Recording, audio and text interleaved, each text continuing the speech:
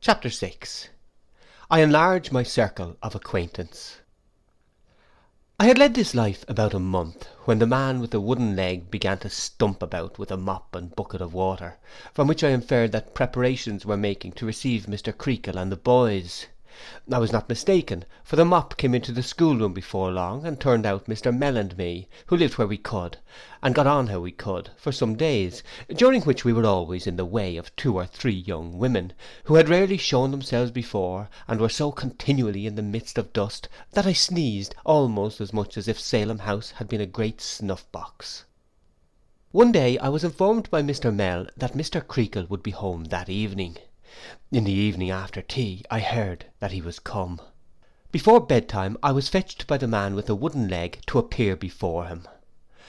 Mr. Creakle's part of the house was a good deal more comfortable than ours, and he had a snug bit of garden that looked pleasant after the dusty playground, which was such a desert in miniature that I thought none but a camel or a dromedary could have felt at home in it.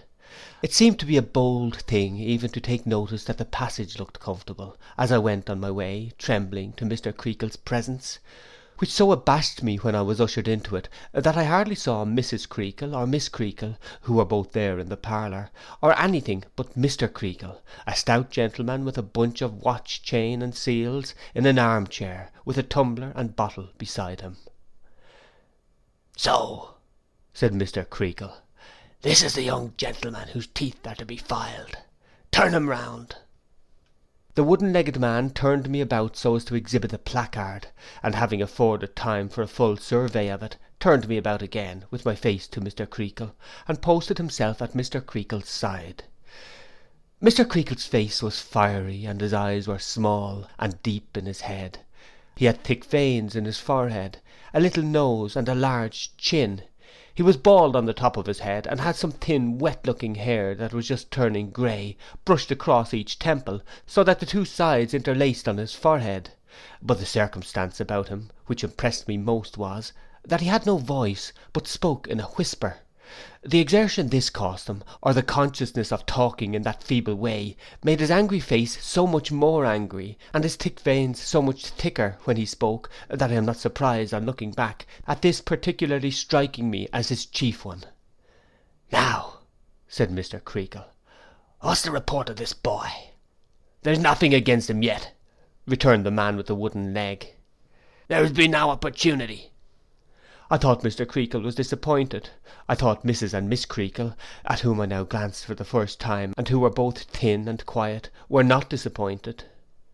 "Come here, sir," said Mr. Creakle, beckoning to me. "Come here," said the man with the wooden leg, repeating the gesture. "I have the happiness of knowing your father-in-law," whispered Mr. Creakle, taking me by the ear, "and a worthy man he is, a man of a strong character. He knows me, and I know him.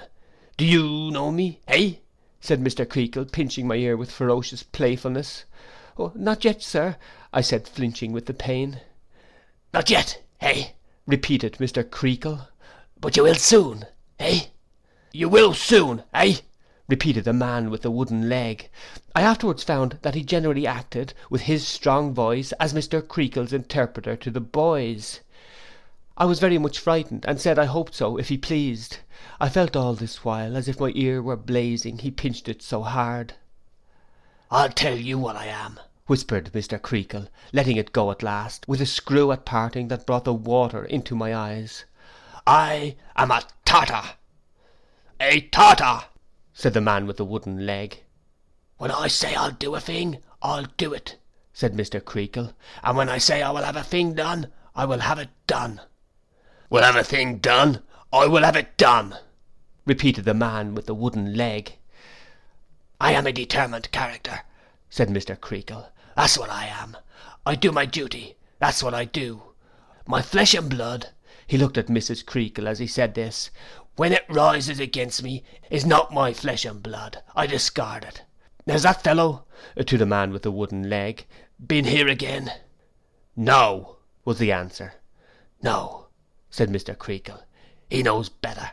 He knows me. Let him keep away. I say let him keep away," said Mr. Creakle, striking his hand upon the table and looking at Mrs. Creakle. "For he knows me. Now you have begun to know me too, my young friend. You may go. Take him away." I was very glad to be ordered away, for Mrs. and Miss Creakle were both wiping their eyes, and I felt as uncomfortable for them as I did for myself. But I had a petition on my mind which concerned me so nearly, that I couldn't help saying, though I wondered at my own courage, "If you please, sir." Mr. Creakle whispered, "Ah, what's this?" and bent his eyes upon me, as if he would have burnt me up with them. "If you please, sir," I faltered, "if I might be allowed, I'm very sorry indeed for what I did, to take this writing off before the boys come back."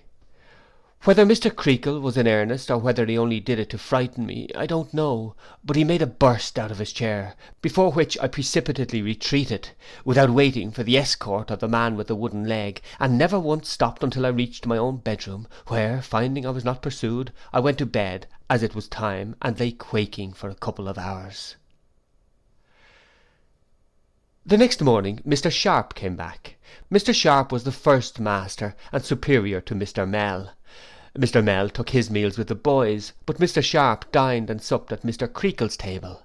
He was a limp, delicate-looking gentleman, I thought, with a good deal of nose, and a way of carrying his head on one side, as if it were a little too heavy for him. His hair was very smooth and wavy, but I was informed by the first boy who came back that it was a wig, a second-hand one, he said, and that Mr. Sharp went out every Saturday afternoon to get it curled. It was no other than Tommy Traddles who gave me this piece of intelligence. He was the first boy who returned. He introduced himself by informing me that I should find his name on the right-hand corner of the gate, over the top bolt. Upon that I said, "Traddles?" to which he replied, "The same," and then he asked me for a full account of myself and family. It was a happy circumstance for me that Traddles came back first. He enjoyed my placard so much that he saved me from the embarrassment of either disclosure or concealment, by presenting me to every other boy who came back, great or small, immediately on his arrival, in this form of introduction: "Look here, here's a game." Happily, too, the greater part of the boys came back low-spirited, and were not so boisterous at my expense as I had expected. Some of them certainly did dance about me like wild Indians, and the greater part could not resist the temptation of pretending that I was a dog, and patting and soothing me, lest I should bite, and saying, "Lie down, sir," and calling me Towser. This was naturally confusing, among so many strangers, and cost me some tears, but on the whole it was much better than I had anticipated. I was not considered as being formally received into the school, however, until J. Steerforth arrived. Before this boy, who was reputed to be a great scholar, and was very good-looking, and at least half a dozen years my senior, I was carried as before a magistrate. He inquired, under a shed in the playground, into the particulars of my punishment, and was pleased to express his opinion that it was a jolly shame, for which I became bound to him ever afterwards. "What money have you got, Copperfield?" he said, walking aside with me, when he had disposed of my affair in these terms. I told him 7 shillings. "You had better give it to me to take care of," he said. "At least you can if you like. You needn't if you don't like." I hastened to comply with his friendly suggestion, and opening Peggotty's purse, turned it upside down into his hand. "Do you want to spend anything now?" he asked me. "No, thank you," I replied. "You can if you like, you know," said Steerforth. "Say the word." "No, thank you, sir," I repeated. "Perhaps you'd like to spend a couple of shillings or so in a bottle of currant wine by and by, up in the bedroom," said Steerforth. "You belong to my bedroom, I find." It certainly had not occurred to me before, but I said, yes, I should like that. "Very good," said Steerforth. "You'll be glad to spend another shilling or so in 'am and cakes, I dare say." I said, yes, I should like that too. "And another shilling or so in biscuits, and another in fruit, eh?" said Steerforth. "I say, young Copperfield, you're going it." I smiled, because he smiled, but I was a little troubled in my mind too. "Well," said Steerforth, "we must make it stretch as far as we can, that's all. I'll do the best in my power for you. I can go out when I like, and I'll smuggle the prog in." With these words he put the money in his pocket, and kindly told me not to make myself uneasy. He would take care it should be all right. He was as good as his word, if that were all right, which I had a secret misgiving was nearly all wrong, for I feared it was a waste of my mother's 2 half-crowns, though I had preserved the piece of paper they were wrapped in, which was a precious saving. When we went upstairs to bed, he produced the whole 7 shillings worth, and laid it out on my bed in the moonlight, saying, "There you are, young Copperfield, and a royal spread you've got." I couldn't think of doing the honours of the feast, at my time of life, while he was by. My hands shook at the very thought of it. I begged him to do me the favour of presiding, and my request being seconded by the other boys who were in that room, he acceded to it, and sat upon my pillow, handing round the viands with perfect fairness, I must say, and dispensing the currant wine in a little glass without a foot, which was his own property. As to me, I sat on his left hand, and the rest were grouped about us, on the nearest beds, and on the floor. How well I recollect our sitting there, talking in whispers, or their talking and my respectfully listening, I ought rather to say, the moonlight falling a little way into the room through the window, painting a pale window on the floor, and the greater part of us in shadow, except when Steerforth dipped a match into a phosphorus box when he wanted to look for anything on the board, and shed a blue glare over us that was gone directly. A certain mysterious feeling, consequent on the darkness, the secrecy of the revel, and the whisper in which everything was said, steals over me again, and I listen to all they tell me with a vague feeling of solemnity and awe, which makes me glad that they are all so near, and frightens me, though I feign to laugh, when Treadle pretends to see a ghost in the corner. I heard all kinds of things about the school and all belonging to it.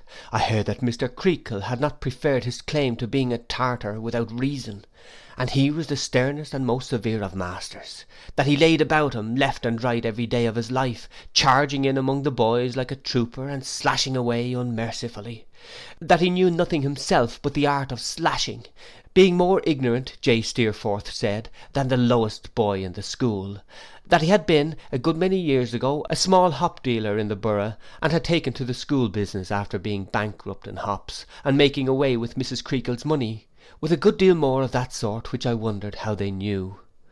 I heard that the man with the wooden leg, whose name was Tungay, was an obstinate barbarian who had formerly assisted in the hop business, but had come into the scholastic line with Mr. Creakle in consequence, and was supposed among the boys, of having broken his leg in Mr. Creakle's service, and having done a deal of dishonest work for him, and knowing his secrets. I heard that with the single exception of Mr. Creakle, Tungay considered the whole establishment, masters and boys, as his natural enemies, and that the only delight of his life was to be sour and malicious. I heard that Mr. Creakle had a son who had not been Tungay's friend, and who, assisting in the school, had once held some remonstrance with his father on an occasion when his discipline was very cruelly exercised, and was supposed, besides, to have protested against his father's usage of his mother. I heard that Mr. Creakle had turned him out of doors in consequence, and that Mrs. and Miss Creakle had been in a sad way ever since. But the greatest wonder that I heard of Mr. Creakle was, there being one boy in the school on whom he never ventured to lay a hand, and that boy being J. Steerforth. Steerforth himself confirmed this when it was stated, and said that he would like to begin to see him do it. On being asked by a mild boy, not me, how he would proceed if he did begin to see him do it, he dipped a match into his phosphorus box on purpose to shed a glare over his reply, and said he would commence by knocking him down with a blow on the forehead from the 7 and 6-penny ink bottle that was always on the mantelpiece. We sat in the dark for some time, breathless. I heard that Mr. Sharp and Mr. Mell were both supposed to be wretchedly paid, and that when there was hot and cold meat for dinner at Mr. Creakle's table, Mr. Sharp was always expected to say he preferred cold, which was again corroborated by J. Steerforth, the only parlour boarder. I heard that Mr. Sharp's wig didn't fit him, and that he needn't be so bounceable, somebody else said bumptious, about it, because his own red hair was very plainly to be seen behind. I heard that one boy, who was a coal merchant's son, came as a set-off against the coal bill, and was called on that account Exchange or Barter, a name selected from the arithmetic book as expressing this arrangement. I heard that the table beer was a robbery of parents, and the pudding an imposition. I heard that Miss Creakle was regarded by the school in general as being in love with Steerforth, and I am sure, as I sat in the dark, thinking of his nice voice and his fine face and his easy manner and his curling hair, I thought it very likely. I heard that Mr. Mell was not a bad sort of a fellow, but hadn't a sixpence to bless himself with, and that there was no doubt that old Mrs. Mell, his mother, was as poor as Job. I thought of my breakfast then, and what it sounded like, my Charlie, but I was, I am glad to remember, as mute as a mouse about it. The hearing of all this, and a good deal more, outlasted the banquet some time. The greater part of the guests had gone to bed as soon as the eating and drinking were over, and we, who had remained whispering and listening half undressed, at last betook ourselves to bed too. "Good night, young Copperfield," said Steerforth. "I'll take care of you." "You're very kind," I gratefully returned. "I am very much obliged to you." "You haven't got a sister, have you?" said Steerforth, yawning. "No," I answered. "That's a pity," said Steerforth. "If you had had one, I should think she would have been a pretty, timid, little, bright-eyed sort of girl. I should have liked to know her. Good night, young Copperfield." "Good night, sir," I replied. I thought of him very much after I went to bed, and raised myself, I recollect, to look at him when he lay in the moonlight, with his handsome face turned up, and his head reclining easily on his arm. He was a person of great power in my eyes. That was, of course, the reason of my mind running on him. No veiled future dimly glanced upon him in the moonbeams. There was no shadowy picture of his footsteps in the garden that I dreamed of walking in all night.